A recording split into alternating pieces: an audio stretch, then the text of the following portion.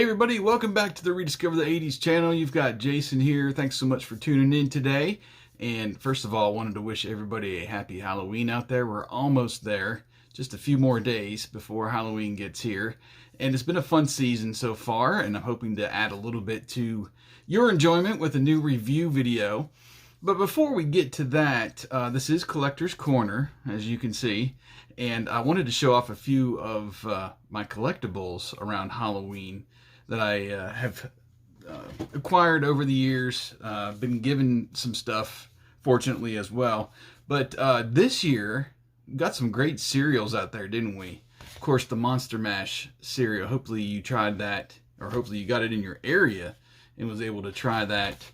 It was okay. It wasn't the greatest thing. I would prefer just having, you know, a bowl of Frankenberry or Boo-Berry myself, but thought I'd hang on to the box since I have some of the other ones from several years ago. I saved those, one of all 5 characters. Also, we got Ghostbusters cereal this year, thanks to the new movie, essentially, but I do remember getting Ghostbusters cereal back in the day and had that glow-in-the-dark box. Oh gosh, so much fun. All right, some collectibles from over the years. These couple things came from Retro Days, and maybe in a Halloween pack or something that I got through Retro Days. How about this from McDonald's?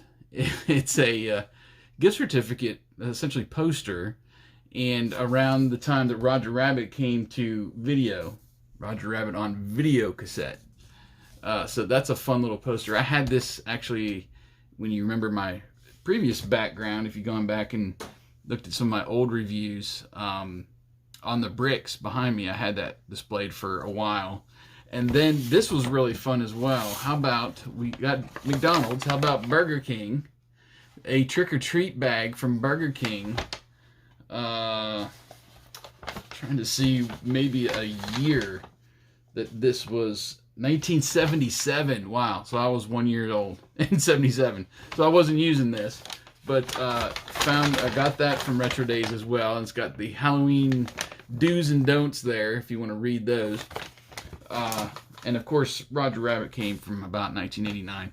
Something I have found 2 of in the last, I don't know, few months, one just here recently, was this awesome pumpkin light, which I'm going to move. You can see right beside Alf up here is one of them. But I remember having this as a kid. I'm not sure how long they have been out. There's no year really on this. And they might have reproduced them in more recent times. But so it's got, the only thing that's written on there is how to position the batteries. And they are D batteries. So I'm going to try to get him lit for you. So you pop off the head. You got this little bulb in here, and then just a simple battery compartment. Let's see if we can get it to light up there for you. And then pop the head back on. And then in a minute, you take this down the road trick-or-treating so people can see you. But just in a minute, he should start blinking. Pretty cool, huh? So I remember having one of those as a kid. Whether I used it at trick-or-treat time, I might have a couple years, but just the nostalgia behind it was really something that I saw it in Goodwill and was like, I gotta have one of those. And they were only like $1 or something. So anyway, so that was fun. Just a few things that I've kept that are kind of Halloween-y to keep for the season. But the real things we're going to look at today and review, I've had these for quite a while now, and these aren't 80s characters, obviously. They have been around since probably the 1930s. The Universal monsters, you think of Dracula and Frankenstein, the Mummy, mainly those 3, but also Creature from the Black Lagoon is part of that. And I was lucky enough from Noble Toys to get some Bendy figures, and you might see right behind me, I've got some of the bendable figures that were released from the Batman 66 show. I thought those were really cool. These look just unbelievable. So I've got Dracula, and I've got the creature from the Black Lagoon to look at today. We're going to take him out and check him out both individually. And just the sculpting alone from outside of the box looks incredible. And I'm anxious to see with the bendable figures how they're going to pose and everything. And there's a little stand, it looks like, in there. So let's take a look at these bendable figures right here from Noble Toys and see what Dracula and the creature from the Black Lagoon, I can't say it, Lagoon, look like. Okay, here we go. Man, these things, and they're about 6 inches tall, but wow, they look great. Let's get a little bit closer look here, just from the packaging. Man, just awesome. And look at the back of the packaging here. Series 1. So in Series 1, you get Frankenstein and the Bride of Frankenstein, Dracula, creature from the Black Lagoon, and I'm sure the first one in Series 2 would be the Mummy. But just great art on these, and officially licensed from Universal Studios. There you can look at the back of the Dracula package. Awesome art. Let's get a little bit closer look of him. Oh, look at that cape, man. Hopefully that will be able to pose as well. But I'm going to grab some scissors because I think I might need some scissors to get these out. Okay, I'm magically back and ready. I almost hate to ruin this artwork, but I am not a box collector by any means. I do have stuff in the box that I like to keep, but there's also stuff that I just want to get out. I want to be able to pose and play with, and just like a kid. So there he is out of there. He's got, looks like a little, I think it just unwinds, but I'm just going to snap it to save a little bit of time. And then on this side, looks like I got to pop a couple. Wow. So he's got some tape on his webbing there of his hands. Let's pull out the stand too.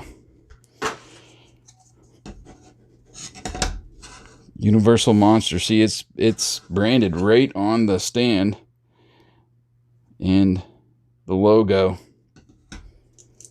Let's see. I guess he just it's to protect his fingers from getting damaged when they're packaging him. It just slides right off. It is tape. I think just Scotch tape, but wow. Okay, so let's see what kind of movements we get. So the head doesn't move. So we can get some movement in the arm. Looks like mainly the elbow is where you're going to get it to bend on both. Nothing really at the shoulder there. And then some bend in the legs if you want to have him running after somebody. And let's see if we can get his hands up. Oh yeah, look at that. So you get a little bit of posability there. And these aren't, I wouldn't call these your traditional bendy figures. I mean, they have some movement, but it's not, you know, just they're rubber, definitely rubber made. Or some kind of really soft plastic, but feels like rubber to me. And there he's got 2 pegs, or 2 holes to put on the pegs for the stand. Oh my gosh. Yeah. I'm going to keep this out and scare my little girl.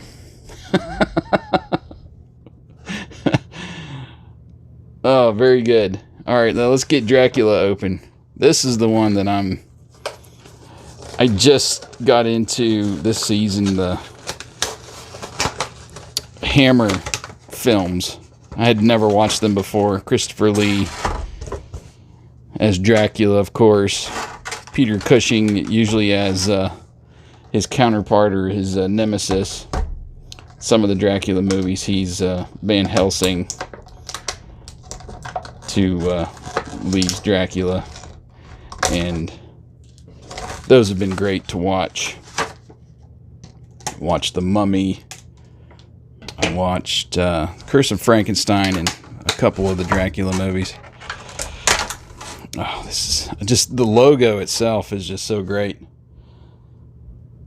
You know, you got the Universal Monsters and then that Dracula logo. Okay, let's see what we can do with this guy here.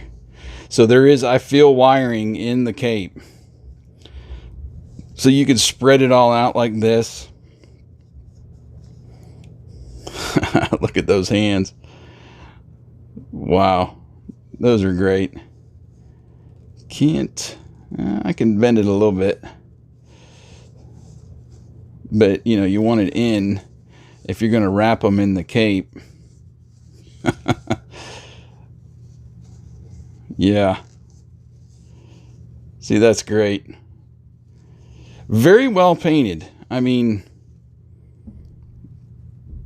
the sculpt is good, but the paint, you know, you always want good paint. There's his medallion.